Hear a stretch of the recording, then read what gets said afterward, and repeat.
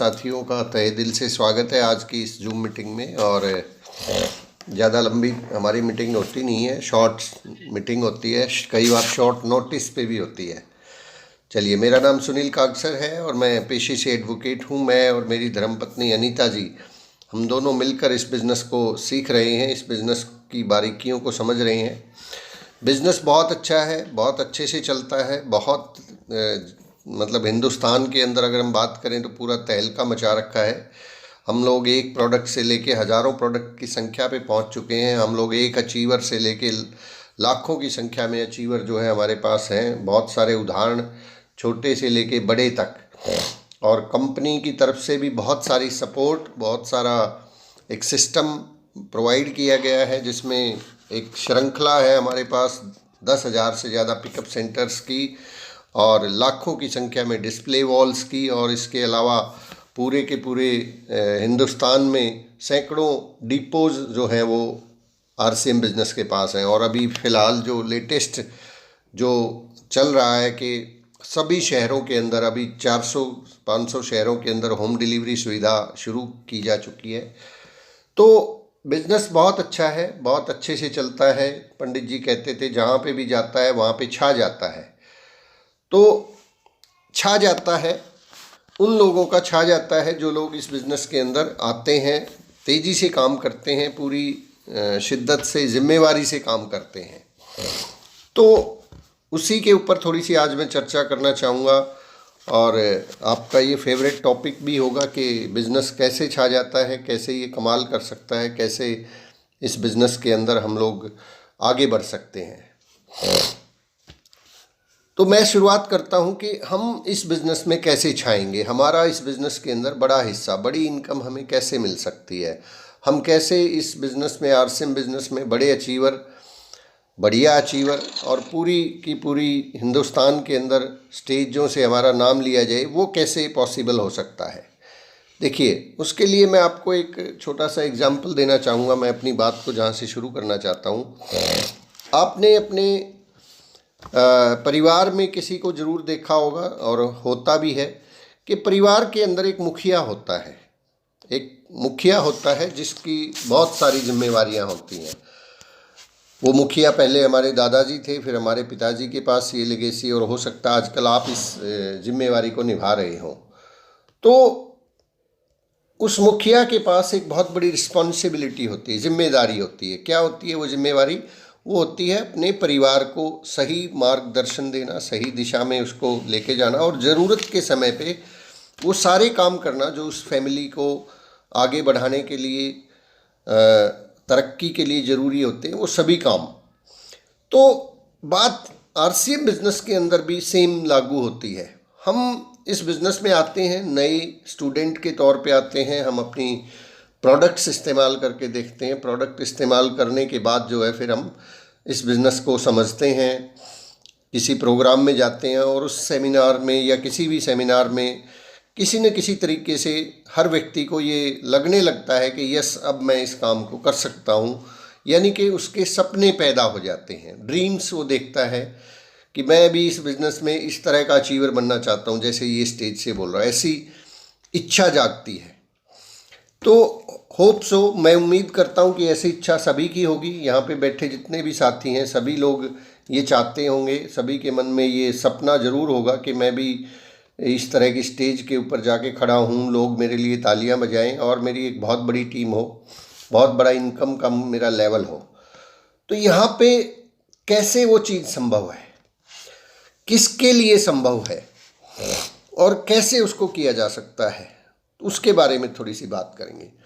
तो ये चीज़ जो हम देखते हैं इस बिज़नेस में कि मुझे एक अच्छी अचीवमेंट मिले। अच्छी अचीवमेंट मतलब इस बिज़नेस का जो सबसे बढ़िया मुकाम, या यूँ कह लीजिए शुरुआती लेवल पे एक मुकाम जिसको बोला जाता है टेक्निकल अचीवर बनना। रॉयल्टी अचीवर से थोड़ा सा और आगे, रॉयल्टी अचीवर से थोड़ा सा और आगे टेक्निकल अचीवर। टेक्निकल अचीवर नए साथी हैं वो जानते ही होंगे, 5-5 लाख का बिज़नेस दोनों ग्रुप्स में होता है। और उससे पहले रॉयल्टी को 3 महीने तक कंटिन्यू मेंटेन करना होता है, 8% रॉयल्टी को, यानी कि 3.5 लाख के बिज़नेस को। तो सबसे पहली चीज़ तो मैं ये कहना चाहूँगा कि हम अगर कुछ साथी नए हैं तो वो आज से ही इस बात को सीरियसली लेके चलें कि मेरी पहली जो मंजिल है, वैसे तो बिगनर से लेके छोटे छोटे कदम हम लोग आगे बढ़ाते हैं, लेकिन माइंड में एक टारगेट सेट करके चलें कि वहाँ तक लेके जाना है मुझे, उसके बाद भी आगे जाना है। टेक्निकल अचीवमेंट के बारे में माइंड के अंदर हमेशा ये प्लानिंग, ये प्रोग्रामिंग चले कि मुझे इस बिज़नेस का टेक्निकल अचीवर बनना है, क्योंकि टेक्निकल अचीवर बनने तक आपको बहुत कुछ सीखने को मिलेगा, बहुत कुछ ऐसी बातें होंगी जो शायद आपने कभी ज़िंदगी में नहीं इस्तेमाल की होंगी, वो इस बिज़नेस में इस्तेमाल करनी होती हैं। जैसे कि आम तौर पे जो जर्नल बिज़नेस होते हैं वहाँ पे एक दूसरे की टांग खींच के ऊपर बढ़ा जाता है। यहाँ पे आपको सीखने को मिलेगा कि यहाँ पे एक दूसरे को सपोर्ट करके आगे बढ़ा जाता है, एक दूसरे की मदद करके आगे बढ़ा जाता है। तो ये मुकाम किन लोगों को हासिल होता है? आपने देखा होगा इस बिज़नेस में बहुत सारे रॉयल्टी अचीवर हैं, बहुत सारे ये हैं, बट टेक्निकल अचीवर्स थोड़े से कम बनते हैं। क्यों बनते हैं, इसका मैं आपको रीज़न और इसका विज़न और ये कैसे, क्या कारण है, इसके बारे में मैं आपसे शेयर करूँगा और कैसे आप पहुँच सकते हो। देखिए, टेक्निकल अचीवमेंट जो है इस बिज़नेस की, वो एक सच में उसका नाम ही टेक्निकल अचीवर इसलिए रखा गया है, मुझे आज समझ में आता है कि वो वाकई में एक ऐसा पड़ाव है, वो वाकई में एक ऐसा पड़ाव है जहाँ आपको बहुत परखा जाएगा, बहुत जांचा जाएगा, बहुत बार जो है ना आपको चेक किया जाएगा, क्योंकि ऊपर वाला जो है वो जब भी देता है वो उन्हीं लोगों को देता है जो लोग उसके योग्य होते हैं, मतलब हमारी योग्यता को परखा जाएगा। तो हम इससे पहले कि देर हो जाए, हम बहुत लंबा समय लगा दें, हम आज से ही उस योग्यता को हासिल करना और उसको अपनाना शुरू कर सकते हैं। तो पहली जो योग्यता है, टेक्निकल अचीवर कौन लोग बनते हैं, कौन लोग कामयाब होते हैं, वो लोग होते हैं जो इस बिज़नेस के अंदर रिस्पॉन्सिबिलिटी लेते हैं। रिस्पॉन्सिबिलिटी, जिम्मेवारी जिसको बोलते हैं। आप कुछ पॉइंट्स मैं आपके सामने रखूँगा, आप चेक कीजिएगा कि आप उस लेवल, उस माइंडसेट पे आ चुके हैं या नहीं आ चुके हैं। आ चुके हैं, बहुत अच्छी बात है। नहीं आ चुके हैं तो थोड़ा सा उन चीज़ों को गौर कीजिएगा और उनको अपने जीवन में, अपने बिजनेस के अंदर अप्लाई कीजिएगा। रिस्पॉन्सिबिलिटी, जिम्मेवारी, सबसे पहली जिम्मेवारी होती है इस बिज़नेस में जब हम आते हैं, वो है सीखने की जिम्मेवारी। फर्स्ट पॉइंट आप नोट करें, सीखने की जिम्मेवारी। क्या सीखना है? आपको इस बिज़नेस को आगे बढ़ाने के लिए एक टीम बिल्ड करनी पड़ेगी।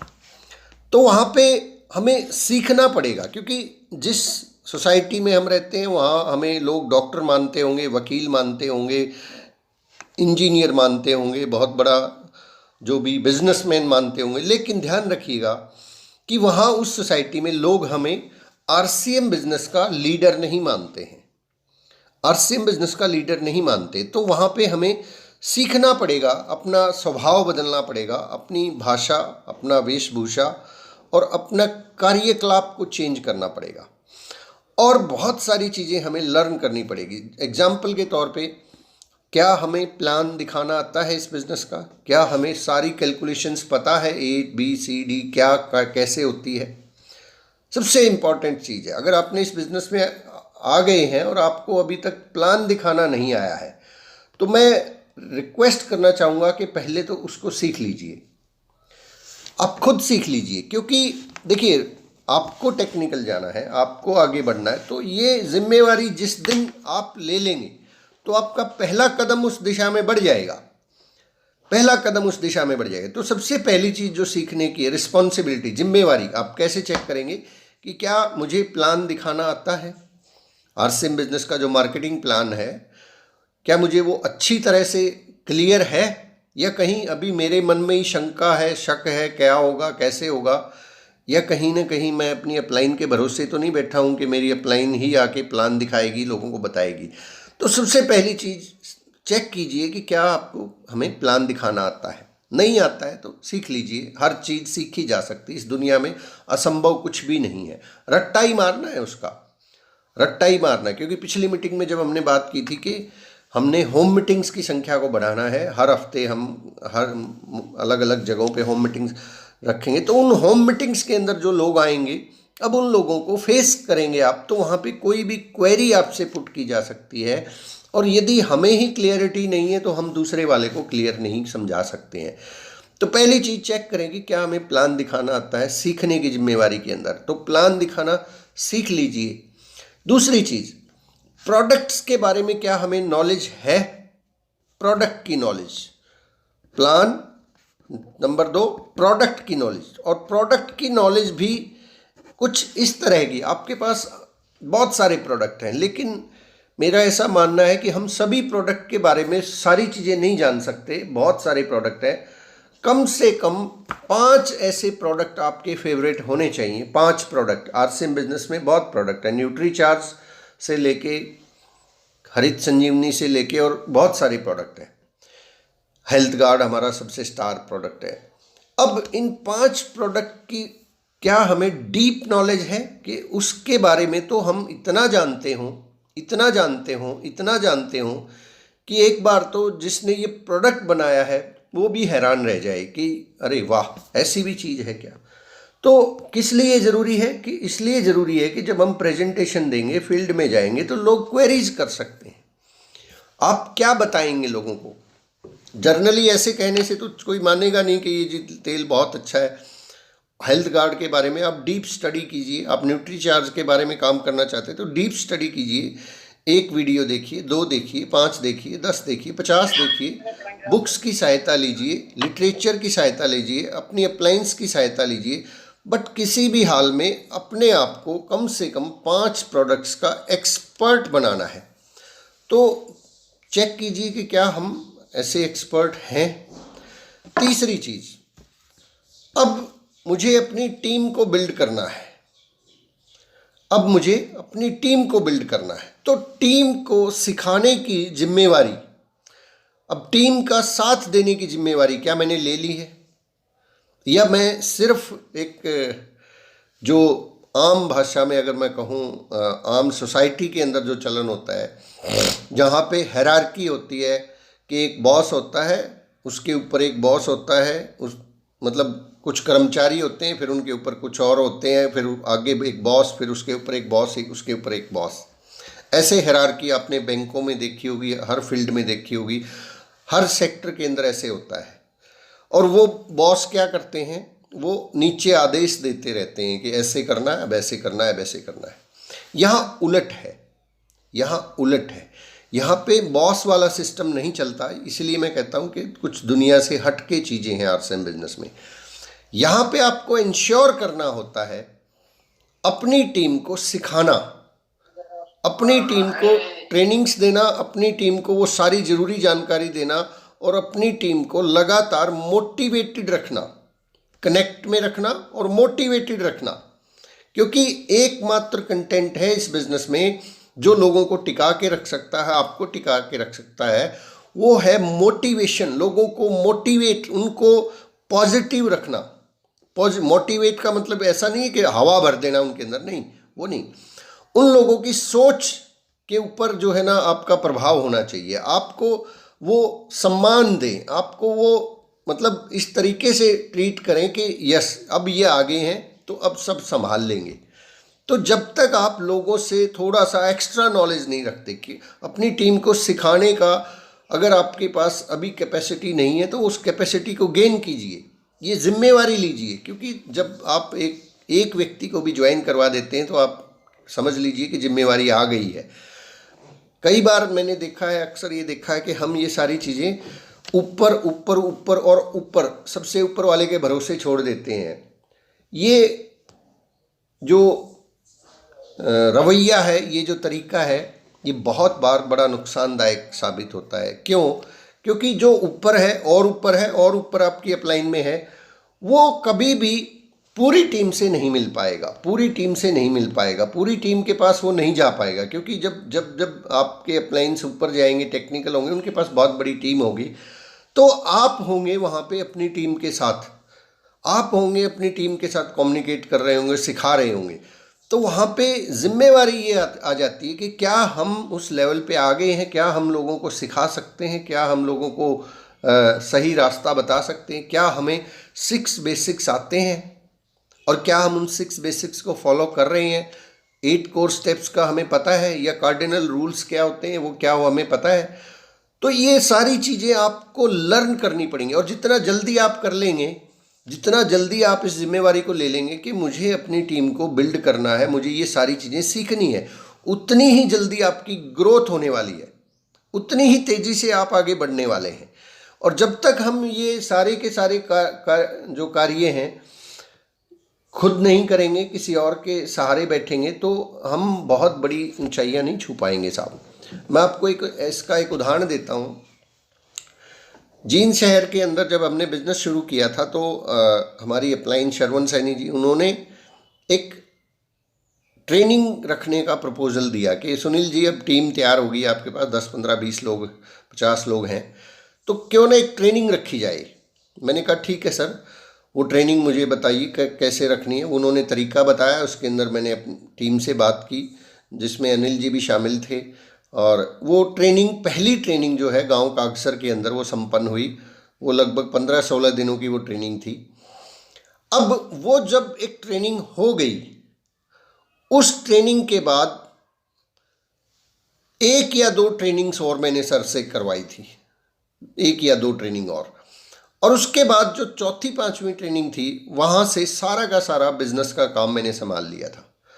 फिर उस तरह की ट्रेनिंग्स को रिपीट करना, क्योंकि सीखने की बात थी। मैं चाहता था, शरवण जी भी वहीं पे थे, पूरी आज भी वहीं पे, पूरे के पूरे टाइम जो है उन्हीं को इस्तेमाल कर सकता था, उन्हीं को ले जा के ट्रेनिंग्स दिलवा सकता था। लेकिन यदि मैं ऐसा करता तो शायद 23 महीने में टेक्निकल अचीवमेंट नहीं आ पाती। तो जिम्मेवारी लीजिए इस तरह से अपनी टीम को सिखाने की। लेकिन सिखाएंगे कब? जब हम खुद जिम्मेवारी से उन चीज़ों को मान रहे होंगे, फॉलो कर रहे होंगे। जैसे राजेंद्र जी अभी कह रहे थे, नोट्स बना रहे होंगे। अगर हम नोट्स नहीं बना रहे हैं तो वो चीज़ें हम भूल ही जाएंगे, हमें पता ही नहीं लगेगा, और हम बहुत लंबे अरसे तक जो है एक वहम में, या यूँ कहिए कि किसी के भरोसे बैठे रहेंगे। तो जिम्मेवारी, रिस्पॉन्सिबिलिटी चेक कीजिए कि क्या आपने लोगों को सिखाने लायक चीज़ें सीख ली हैं। उनमें सीडीज़ का सुनना आ गया, उनमें किताबों का पढ़ना आ गया, उनमें 6 बेसिक्स को बिल्कुल अच्छे से पालन करना आ गया, उसके अंदर 8 कोर स्टेप्स को अच्छे से पालन करना आ गया, कार्डिनल रूल्स आ गए, लोक व्यवहार आ गई, बड़ी सोच का बड़ा जादू नाम की किताब आ गई, और बनिए नेटवर्क मार्केटिंग मिलेनियर जैसी किताब आ गई। और फिर उसके साथ साथ टीम के प्रति काउंसलिंग एक बहुत बड़ा विषय है, लेकिन इस बिजनेस के आज की मीटिंग में उसका जिक्र जरूरी है। नेक्स्ट चीज़ क्या है? क्या हम काउंसलिंग करते हैं? काउंसलिंग क्या होती है? 2 तरीके की काउंसलिंग होती है। पहली होती है सेल्फ काउंसलिंग, दूसरी होती है टीम की काउंसलिंग। सेल्फ काउंसलिंग क्या है कि जैसे आज 1 तारीख है, आज मार्च का पहला दिन है, तो क्या हमने अपनी काउंसलिंग कर ली है? क्या हमने इस महीने अपना टारगेट सेट कर लिया है? अगर तो सेट कर लिया है तो आप एक लीडर हैं, आप उस श्रेणी में आ चुके हैं, जिम्मेवारी की श्रेणी में, और आप कामयाब होंगे, 100% होंगे। अगर नहीं की है तो करिए, उसको शुरू करिए, अपनी काउंसलिंग कीजिए। जैसे ही महीने की 1 तारीख आ जाए, 1 तारीख को बैठिए, कॉपी पेन लेके बैठिए, अपनी दोनों ग्रुप्स को चेक कीजिए कि इस ग्रुप में कौन कौन लोग हैं थोड़े बहुत एक्टिव, इस ग्रुप में कौन कौन लोग हैं एक्टिव। चार्ट के द्वारा, कॉपी पेन लेके पेपर के ऊपर ये काम करना है। और फिर पिछले महीने आपने कितनी क्लोजिंग ली थी, जो भी क्लोजिंग थी, इस महीने की क्या क्लोजिंग करने वाले हैं। देखिए, आप एक बिजनेस के ऑनर हैं और ये जिम्मेवारियां आपको ही लेनी पड़ेंगी। ये किसी और के भरोसे कि मेरी अपलाइन का फ़ोन आएगा तब मैं डिसाइड करूँगा, मेरी डाउनलाइन कहेगी तब मैं मीटिंग करूँगा। अगर हम ऐसा सोचते हैं तो माय डियर फ्रेंड्स, रिक्वेस्ट करता हूँ, change your attitude, change your mind. अपने आप को बदलिए, अपने आप को चेंज कीजिए, क्योंकि इस तरीके से बात नहीं बनने वाली है। इस तरीके से तो हम पिछाड़ी ही रह जाएंगे, आगाड़ी नहीं बन पाएंगे। तो काउंसलिंग कीजिए, सेल्फ काउंसलिंग, कि मेरा इस महीने का क्या टारगेट है, और फिर नीचे टीम में किस किस को क्या क्या टारगेट देना। टारगेट इन द सेंस, किसी का 5,000 हुआ है तो उसको 15,000, 20,000 पे कैसे लेके जाना, ये सारी चीज़ें आपको तय करनी पड़ेंगी। सर 1 तारीख को आपने पूरा अपना काउंसलिंग चार्ट तैयार कर लेना है। अच्छी तरह से तैयार करना है। उसमें आपको अगर ऐसा लगता है कि मैं अभी नहीं कर पा रहा हूँ ठीक से, तो अपनी अपलाइन से टाइम लीजिए, उनके साथ जूम, नज़दीक है तो फेस टू फेस बैठिए, नज़दीक नहीं है जूम मीटिंग्स के ऊपर फेस टू फेस बैठिए और अपने द्वारा तैयार की गई प्लानिंग को उनसे शेयर कीजिए कि सर मेरा पिछले महीने ये क्लोजिंग था, इस महीने मैंने ये टारगेट लिया और मैंने ऐसे ऐसे ऐसे चार्ट प्रिपेयर किया है कि इस तरीके से पूरा हो सकता है। तो उसके बाद फिर बारी आती है टीम की काउंसलिंग करने की। फिर अपनी टीम के अंदर जो जो भी पोटेंशियल लोग आपको दिखते हैं, जो जो भी पोटेंशियल, देखिए अभी से थोड़ा सा जो है ना यहाँ पे एक ध्यान और रखना है। अगर अभी आप टेक्निकल अचीवर नहीं हैं तो कि हो सकता है एक बड़े लेवल का लीडर है, उसके पास हम खुद जाएं काउंसलिंग करवाने के लिए, हम खुद फ़ोन करें कि सर मुझे टाइम चाहिए। जैसे पंडित जी क्या करते थे, व्हाट्सएप का टाइम बहुत कम होता था, तो कभी कभी तो वो काउंसलिंग के लिए उनको पता चलता कि व्हाट्सएप जो है दिल्ली से जम्मू जाने वाले हैं, तो वो मतलब रास्ते में अम्बाला से टिकट बुक करवाते और उनके साथ साथ जो है आगे तक जाते और वहाँ से वापस लौट के आ जाते 1 घंटे की काउंसलिंग करवा के उनसे। तो शुरू में आपको जाना पड़ेगा काउंसलिंग के लिए, अपलाइन के पास भी जाना पड़ेगा और उधर से फिर जो आपकी डाउनलाइन है वो भी नहीं आएगी अभी आपके पास कि कहीं आप फ़ोन करो आ जाओ जी काउंसलिंग करवा लो अपनी, आपका मैं बैठा हूँ यहाँ पे। ये पता है कब होगा? ये उस दिन पॉसिबल है जिस दिन आपकी डाउनलाइन में कई सारे रॉयल्टी अचीवर होंगे, कई सारे टेक्निकल अचीवर होंगे और आपका लेवल कम से कम जो है वो एमराल्ड को पार कर जाए, तब ये पास पॉसिबल है कि फिर लोग आपके पास आएंगे काउंसलिंग के लिए। उससे पहले दोनों जगह पे अपनी काउंसलिंग के लिए भी अपलाइन के पास जाना है और डाउनलाइन को भी काउंसलिंग करने के लिए उनके घरों में जाना है, क्योंकि अभी वो इतने, अगर वो जिम्मेवारी ले चुके होते तो फिर वो अपनी काउंसलिंग के लिए आपके पास आ जाएंगे। नहीं आते हैं लोग, हम सोचते हैं कि लोग आते नहीं हैं जी, अभी हमें ही जाना है। अनिल जी से पूछिए, अनिल जी बिल्कुल अच्छी तरह से जानते हैं, जब इन्होंने बिज़नेस शुरू किया था तो महीने की 1 तारीख को मैं नारनौल पहुंच जाता था, अपने आप पहुंच जाता, ये नहीं आते थे क्योंकि तब मेरा लेवल कुछ भी नहीं था, मैं भी बहुत मतलब ये रॉयल्टी से भी नीचे था। तो उस वक्त अगर मैं ये सोचता कि ना मेरे पास आना चाहिए, तो गई थी भैंस पानी में साहब, हो जाता बंटाधार। तो हमें एक लेवल पे पहुंचना है, तब आपके साथ ये चीज़ें, उससे पहले तो आपको अपनी काउंसलिंग अपनी अपलाइन से करवानी है। वो कहीं भी बैठे हुए हैं, जा सके तो जाएं, नहीं जा सकते तो जूम पे सुविधाएं लें और उसके बाद अपनी टीम की काउंसलिंग के लिए टीम में उतर जाएं, जगह जगह जाके कहाँ कहाँ। फिर उसके बाद लास्ट, क्योंकि समय बहुत कम है, प्लानिंग करें अपने पूरे महीने की। सर प्लानिंग, पूरे महीने की प्लानिंग करें, पूरा कैलेंडर के अंदर आपके पास एक एक दिन की प्लानिंग होनी चाहिए। उस एक एक दिन की प्लानिंग के अंदर आप कितनी मीटिंग करने वाले हैं, कितनी होम मीटिंग्स करने वाले हैं, कौन कौन से सेमिनार को आप फोकस करने वाले हैं, कितने नई ज्वाइनिंग आप करवाने वाले हैं, कितने लोगों के लेवल्स को चेंज करने के लिए आप काम करेंगे, और काम करेंगे तो क्या काम करेंगे, कैसे वो लेवल बढ़ेंगे। जैसे पिछली बार मैंने बताया, पम्पलेट्स डिस्ट्रीब्यूशन से बढ़ाएंगे, होम मीटिंग्स करेंगे या लोगों के घरों में जाके छोटी छोटी मीटिंग्स रखेंगे, क्या क्या करने वाले हैं और कहाँ कहाँ करने वाले हैं। 8-10 जगह ऐसी छांटनी होंगी जिन जगहों पे आपने जाना है पूरे महीने में, और किन किन लोगों से मिलना है, किन क्या क्या एक्टिविटीज़। फिर ये भी चेक कीजिए कि मेरी टीम को ज़रूरत किन चीज़ों की है, जिम्मेवारी के साथ चेक कीजिए कि मेरी टीम को कौन सी चीज़ की ज़रूरत है। प्रोडक्ट ट्रेनिंग की ज़रूरत है, DTW की ज़रूरत है, सेमिनार की ज़रूरत है, क्या है। मैं कहता हूँ साहब भरोसे मत बैठिए। अगर हम भरोसे बैठेंगे किसी और के भरोसे, तो कहते हैं ना, आप भगवान के भरोसे बैठे हैं, भगवान शायद आपके भरोसे बैठा हो कि ये कुछ करेगा तो मैं कुछ दूंगा। यही होता है इस बहुत बार के हम सोचते हैं हम अपलाइन के भरोसे बैठे हैं, अपलाइन आपके भरोसे बैठी है कि ये कुछ करेगा तो मेरी रॉयल्टी आ जाएगी। हाँ, डाउनलाइन बैठी है अपलाइन के भरोसे कि अपलाइन कुछ करेगा तो मेरी रॉयल्टी आ जाएगी, और ये भरोसे में जो है ना ये ट्रेन निकल जाती है। This is the main point जो मैं आज आपके सामने रखना चाहता था कि आप इस बिज़नेस में आए हैं, आपके टाइम की कीमत है सर, आपके समय की वैल्यू है। आप अपनी फैमिली का टाइम, आप अपना ऑफिस का टाइम, आप अपना ना जाने कौन कौन सा टाइम काट के इस बिज़नेस को देते हैं, लोगों को जोड़ते हैं इस बिज़नेस में, प्रोडक्ट को सेल करते हैं, लेकिन क्या फ़ायदा अगर उससे कुछ मिला ही ना हो, अगर उसके बाद 1-2 साल बाद हमें कुछ हासिल ना हो, क्या फ़ायदा उस टाइम को देने का। तो इसलिए मैं कहना चाहता हूं कि आप रिस्पॉन्सिबिलिटी लें, take charge of your business, अपने बिजनेस का चार्ज लें। पंडित जी ने बहुत अच्छे से, take charge of your business, अपने बिजनेस का चार्ज लें। ये सारी की सारी जो आप देखते हैं कि एक अचीवर बन गया, उस अचीवर ने किया क्या था। अब आप बोलते हैं मेरे को कि मैंने 23 महीने में टेक्निकल कर लिया। अब आप ये भी चेक करने की ज़रूरत है, पूछने की ज़रूरत है कि आपने किया क्या क्या था। तो जैसा जैसा एक अचीवर करता है वैसा वैसा हमें भी करना होगा। अगर हम करेंगे तो हम भी वैसे बन जाएंगे। अगर हम नहीं कर रहे हैं, हम उस अचीवर के भरोसे ही बैठे, आप मेरे ही भरोसे बैठे रहो या अपने अप्लायंस के भरोसे ही बैठे रहो, तो गाड़ी आगे नहीं बढ़ती सर, तो चीज़ें आगे नहीं बढ़ती हैं। तो आज की बातचीत को मैं यहीं पे समाप्त करूँगा। थोड़ा सा सीरियस टॉपिक था, शायद आपको कुछ बातें समझ में भी ना आई हो। नए नए भी काफ़ी लोग बैठे हैं कि ये कौन सी बात कर रहे हैं, मैंने तो सोचा था ऐसा होता है ऐसा होता है। ये बहुत ज़रूरी बातें थी, ज़रूरी बातें आसानी से समझ में भी नहीं आती हैं।